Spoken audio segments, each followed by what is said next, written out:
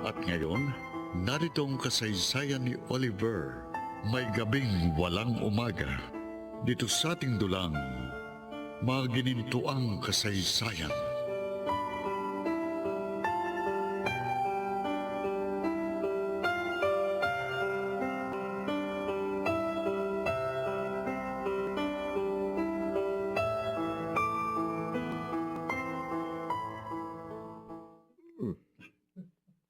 Ang saya ni Oliver nang dumating. Bakit kaya? Hindi kaya nakapag-propose na siya sa babaeng yun? Huwag naman sana.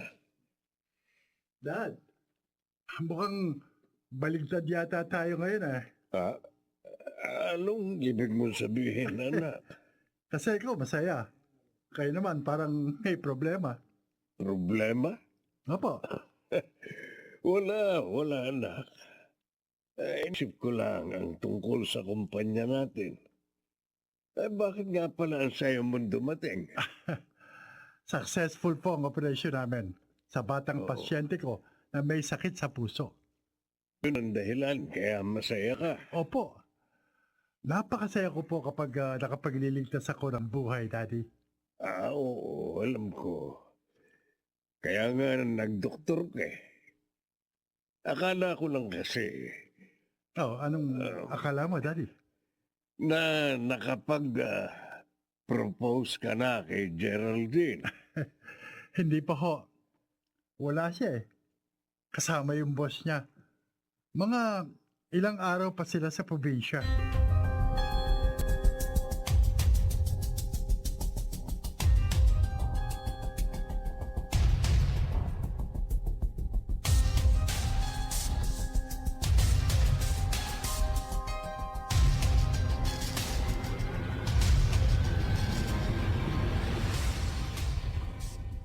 Oo, Martin.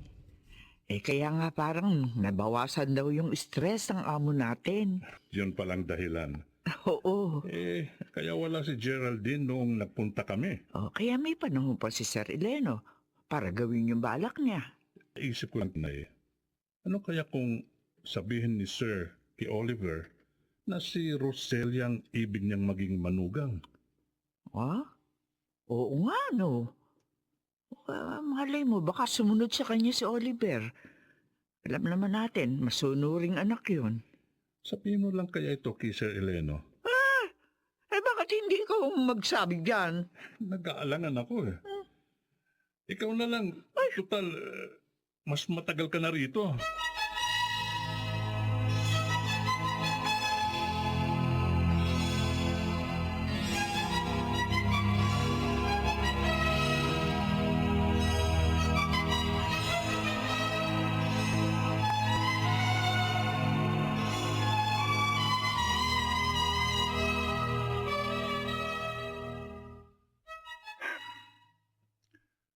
Mahigit 2 linggo na.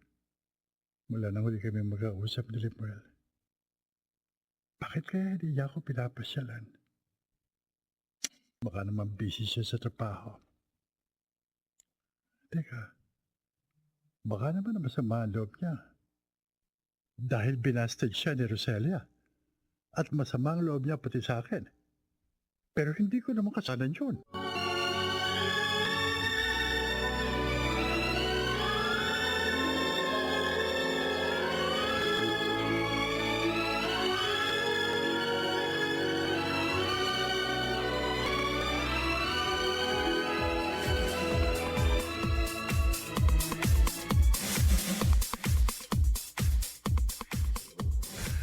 Dami ko nang nainom na alak, pero naala ko pa rin si Geraldine.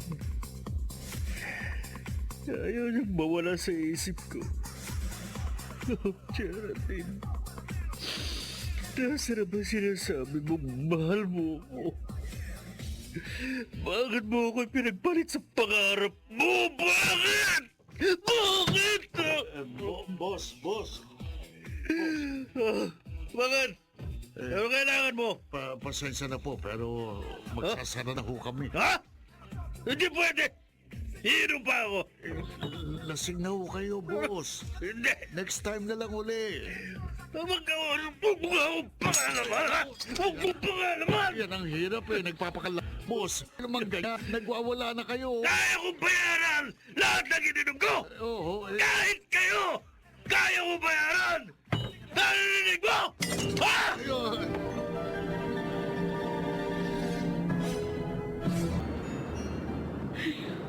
Hindi ko alam kung anong dapat kong gawin sa sitwasyon ko ngayon.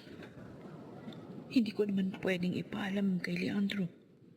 Kahit na nga siyang ama ng dinadala ko. Dahil lalo lang niya ako pipilitin na makasal kami. Ay, hindi pwede yun. Masisira ang lahat ng mga nagawa ko na. Si Oliver. Siyang dapat makasal sa akin. Tama. Bakit nga ba hindi? Kay Oliver ko ako ang dinadala ko. Sigurado matutuwa yun. At pagkakasalan na ako, mas magiging madali na ang paghihiganti ko. Swerte ka sa akin, anak. Maswerte ka.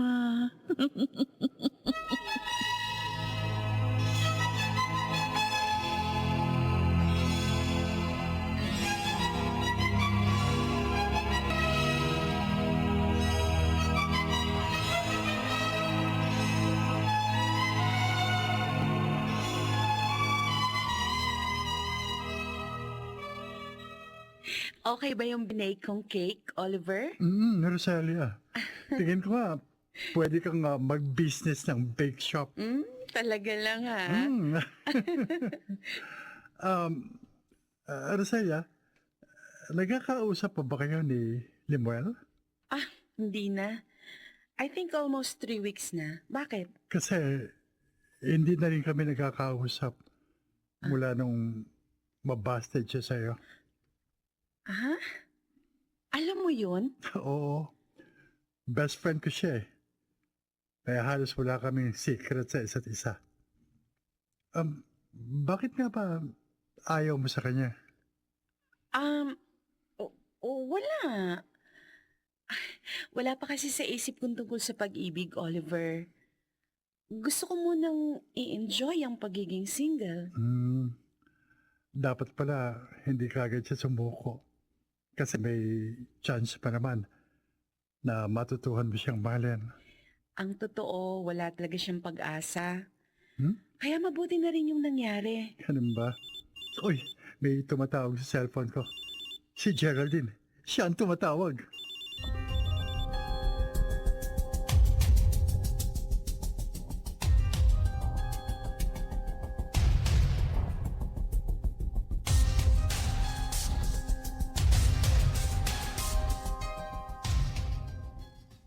Bakit hindi ko na makontak ang cellphone mo, Geraldine?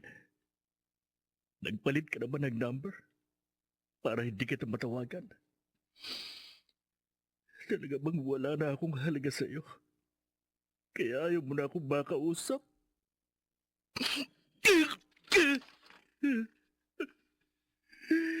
Mahal na mahal kita, Geraldine! Miss na kita!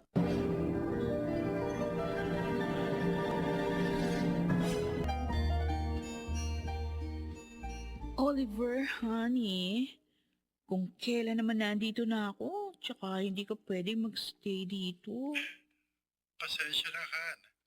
Hayaan mo. Babawi ako pagkatapos ng scheduled operation namin. Sabi mo yan, ha? Oo, promise. I miss you so much, Oliver. I miss you too. Kaya babawi talaga ako sa'yo. Okay. Hihintayin na lang kita. Bye. Yayayay na kitang pakasal, Oliver. At kapag pumayag ka, simula na ng inyong katapusan.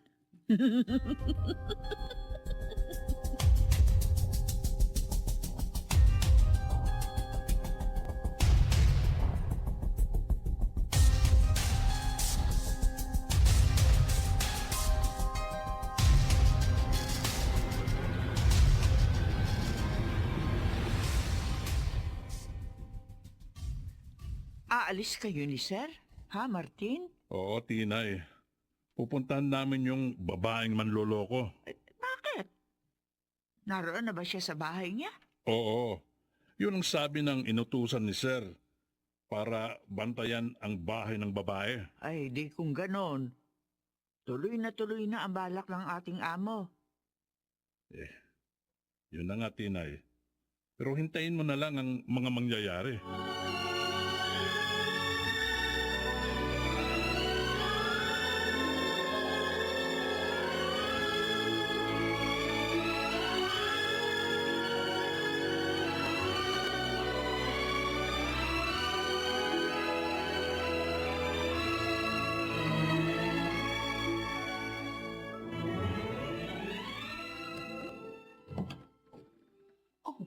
Geraldine, Tito Eleno? ako nga. O hindi mo ba ako patutuloyin? Ay, come in. Pasok kayo. Have a seat. Salamat. Anong gusto niyong inumin? Coffee? Juice? No, huwag na. Hindi naman ako magtatagal. At, paano niyo nalaman itong bahay ko? Sinabi ba ni Oliver? I have my ways, Geraldine. Ano pong sadya niyo? Dediretsahin na kita. Gusto kong layuan mo ang anak ko. Sundin kaya ni Geraldine si Eleno